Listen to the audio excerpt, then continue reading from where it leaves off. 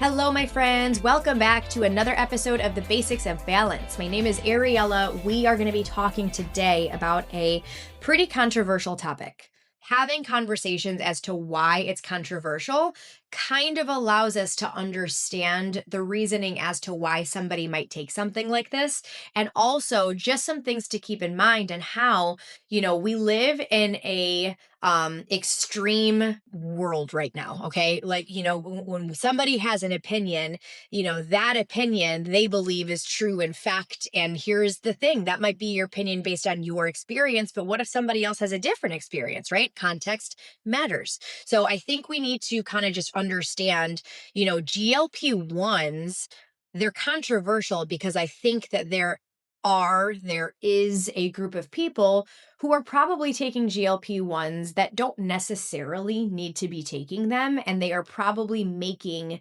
GLP-1s sound like something it is not, right? For a huge group of people, for a lot of clients that I have worked with, they are a very beneficial tool. They are a tool that has really allowed us to cut down on some of the food noise that sometimes makes it really impossible to stay consistent as far as like your nutritional, choices are concerned, and your habits and your lifestyle. It's really allowed us to cut down on that food noise and therefore have more capacity, mentally speaking, to learn new habits, to learn how to build your plate with balance in mind, and to build these skills that eventually, when you're off of the medication, you're able to continue practicing and therefore maintain the weight loss that you achieved while you were on a GLP-1. Because the truth is, 85% of people who will take a GLP-1 gain the weight back.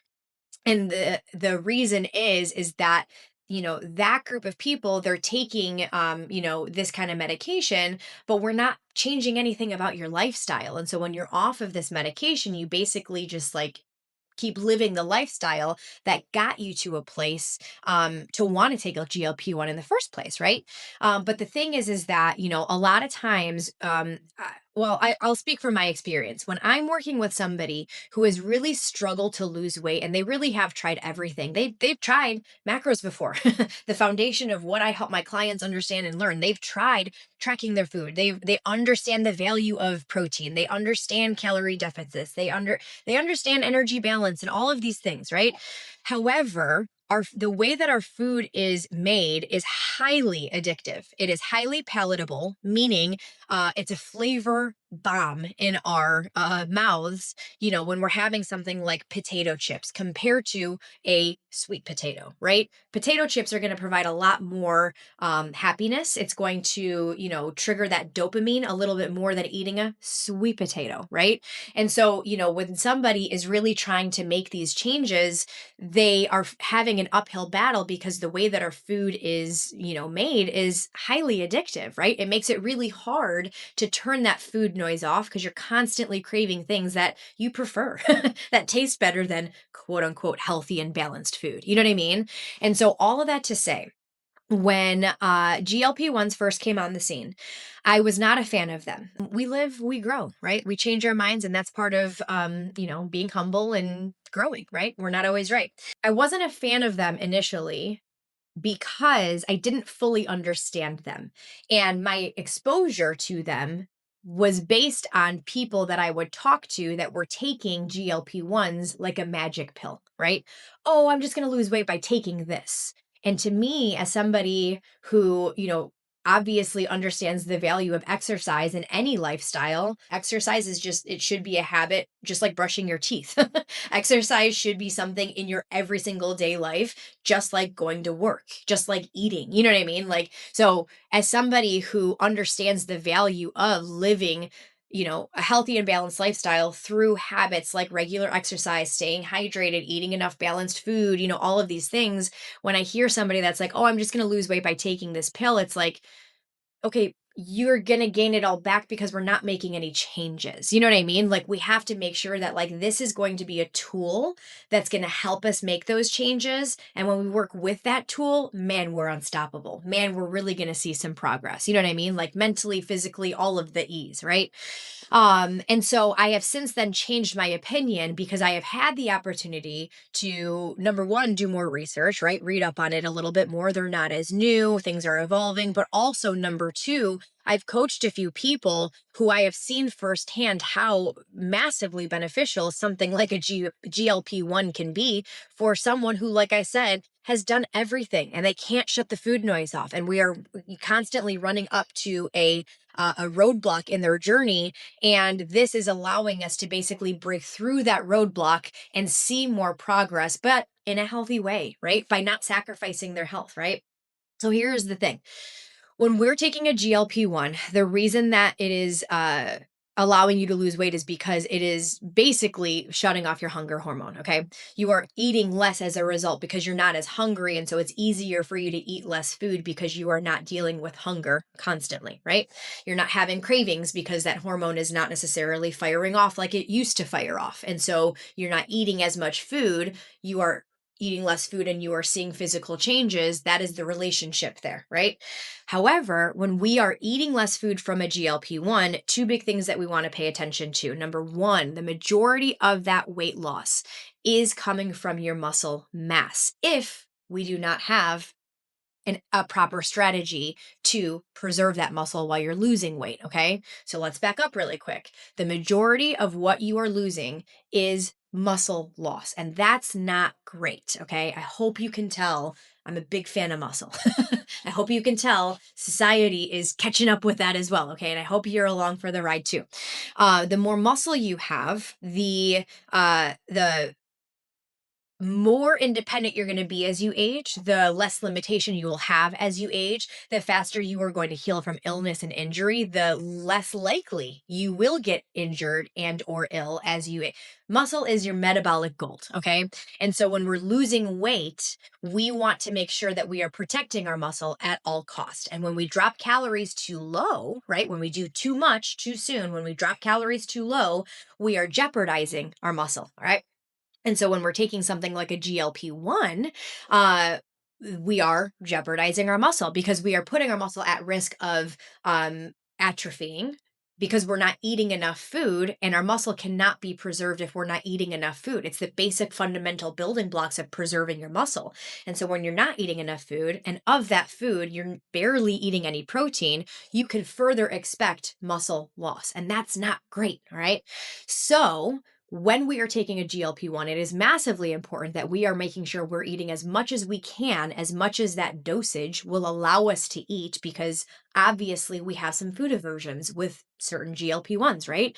I have had clients in the past who, they really get sick and they really get nauseous. And it's usually when they increase their dosage, but it's something that we have to learn to work around, right? And so when you don't have a lot to work with, when you can only eat as much as you can eat, well, we need to make sure that the choices that you are making are giving your body what it needs. We don't have to worry about being in a deficit as much. That's taken care of.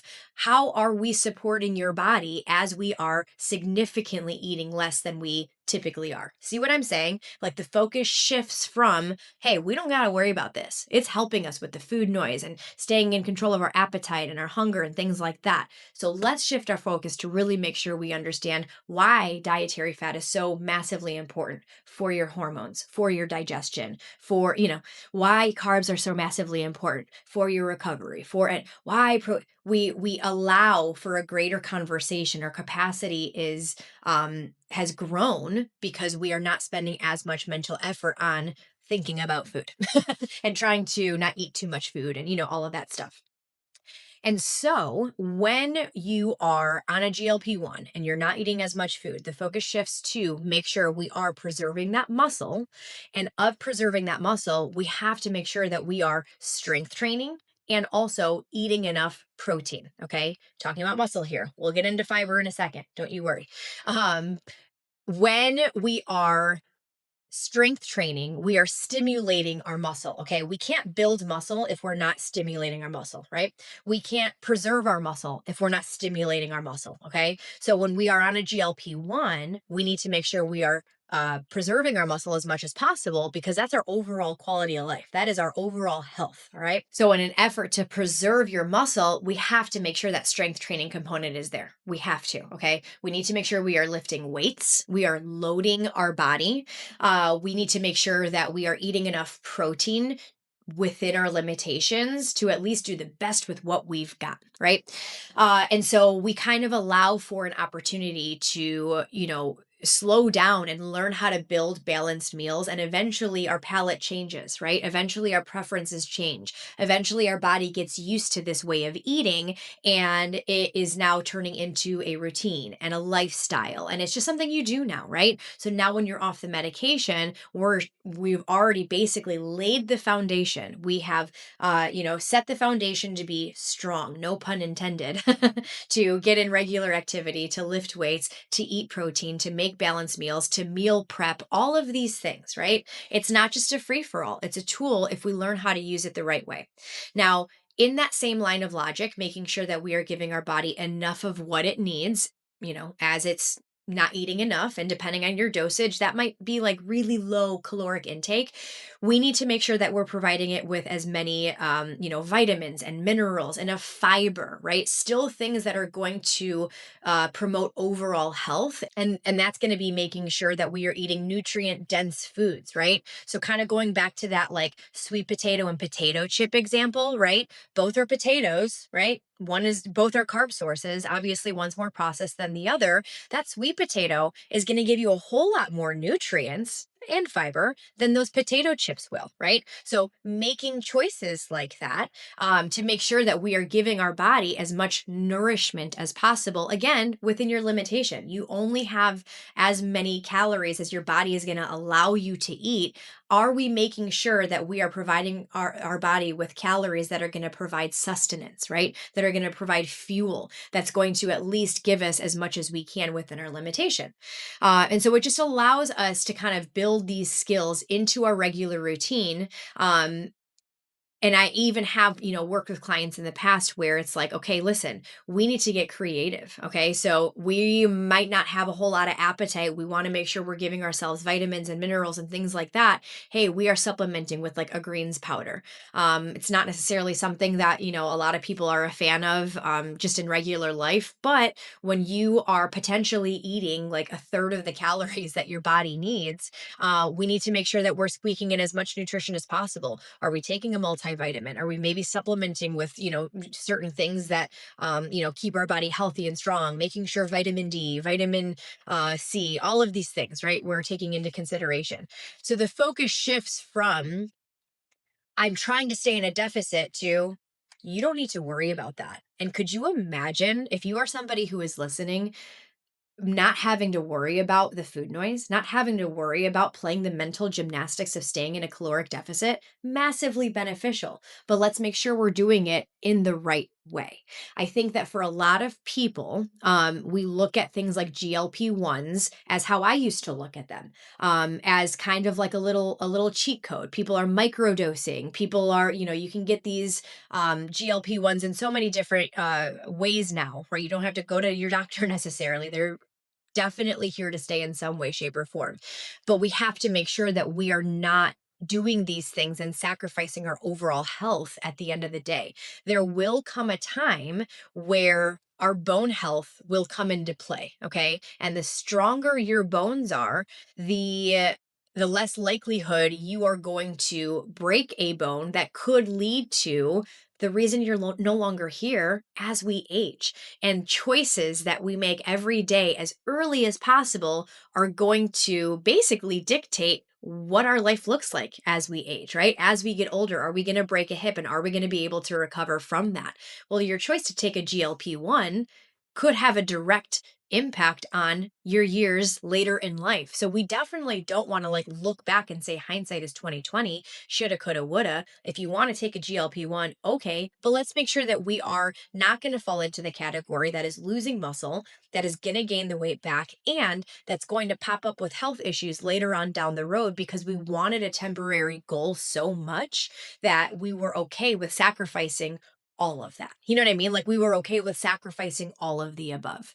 Um, and so I think that GLP-1s can be a fantastic tool, but I do think that there of course are going to be a group of people who are, taking a GLP-1 when really we could just be a little bit more disciplined, or we could, try a different approach. It doesn't have to go from, um, you know, I want to lose 5 pounds to I'm going to take a GLP-1. But I think that those are the exceptions to the rule. And I don't want to make it about that. You know what I mean? I think that, you know, it's a very controversial topic. And I, just really want to be clear for the right person with the right strategy. It shouldn't be for the right approach. Everybody has their reasons, which is why it's not our place to kind of judge the reasoning as to why somebody might want to take a GLP-1. We have no idea what their background is. We have no idea how what they're working towards, and how easy or hard of a time they've had working towards that goal. You know what I mean? I think we need to remember to give people grace, because they have the reasons why. And when we make blanket statements where society is basically looking at GLP-1s as such a negative thing, it creates a stigma, right? Similar to like mental health, right? I'm not going to get into that as much, but similar to mental health, where it's like we have worked so long over the last few years to break that stigma, right? We all have mental health problems, right? I will be the first one to say I do. But we all have struggles, right? Life is not necessarily easy, but kind of how society forms these opinions creates different stigmas, right? And I would hate for someone who could really benefit from using something like a GLP-1 with the right approach and strategy and whatnot to not allow themselves to, because there is a stigma against it, right? And so obviously exceptions to the rules, of course, but I think, overall, it's definitely going to be a net positive. Our culture really struggles with, obesity and obesity related illnesses and injuries and things like that. And I think that this could be something that could, kind of turn the tables around a little bit, with guidance and a strategy and whatnot. So I hope that that kind of sheds some light, at least where I stand, and maybe just some brain gains and some things to keep in mind if you are considering taking a GLP-1.